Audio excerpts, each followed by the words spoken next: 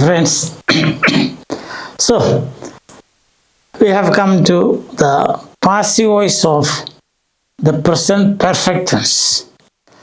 Present perfect tense passive is the tense, have, has plus past participle. അതിൻ്റെ മധ്യത്തിൽ been ചേർത്താൽ മതി, BEEN. അപ്പം അത് പാസീവ് ആവും. For example, the cow has eaten grass.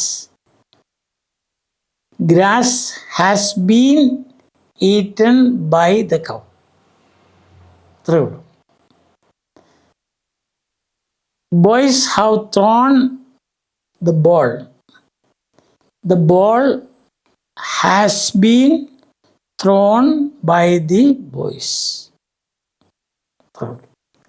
പിന്നെ എല്ലാ ടെൻസിൻ്റെ ആദ്യ ഭാഗത്ത് ഞാൻ പറയുന്നു, പാസീവിൻ്റെ ആദ്യ ഭാഗത്ത് പറയുന്ന പോലെ സകർമ്മക ക്രിയകൾക്ക് മാത്രമേ പാസീവ് ഉള്ളൂ.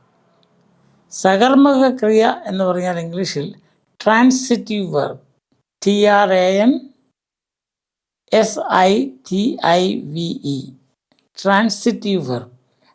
കർമ്മമെടുക്കുന്ന ക്രിയകൾ.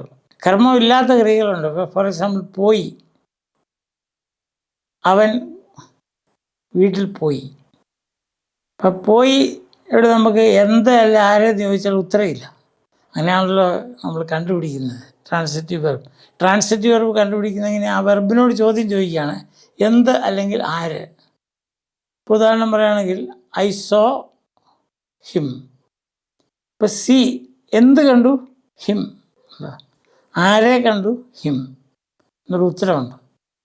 അങ്ങനെ ഉത്തരം കിട്ടുന്ന ക്രിയയോട് ചോദിക്കുമ്പോൾ എന്ത്, ആര് എന്ന ചോദ്യം ക്രിയയോട് ചോദിക്കുമ്പോൾ ഉത്തരം കിട്ടുകയാണെങ്കിൽ അതാണ് സകർമ്മക ക്രിയ.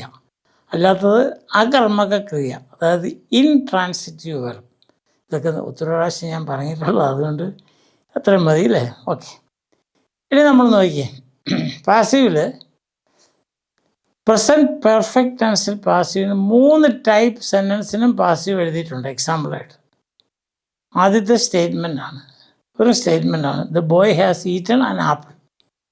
ഇപ്പോൾ സാധാരണ പാസീവിന് ചെയ്യുന്ന പോലെ ഓബ്ജക്റ്റ് എടുത്ത് സബ്ജക്റ്റിൻ്റെ സ്ഥാനത്തിടുക. അപ്പം ആൻ ആപ്പിൾ, പിന്നെ വെർബ് പാസീവ് ആക്കുക. അപ്പം ഹാസ് ബീൻ ഈറ്റൺ, ബൈ ചേർക്കുക, സബ്ജക്റ്റ് എടുത്ത് ബൈക്ക് ശേഷം എഴുതുക. അപ്പം an apple has been eaten by the boy. അത് വെരി സിമ്പിളാണ്.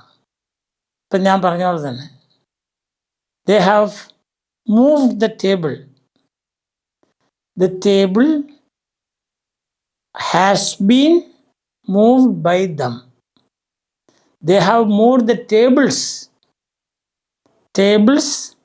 The tables have been moved by them. Simple. ഇനി ക്വസ്റ്റ്യൻ എടുത്ത് നോക്കി. ക്വസ്റ്റ്യൻ എടുക്കുമ്പം, has the boy eaten an apple? Yes or no question.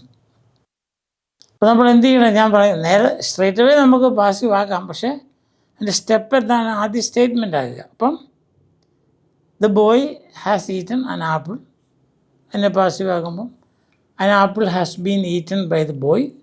അതിനെ ക്വസ്റ്റ്യൻ ആക്കുമ്പം ഹാസ് എടുത്ത് ആദ്യം ഇടുക. അപ്പം has an apple been eaten by the boy.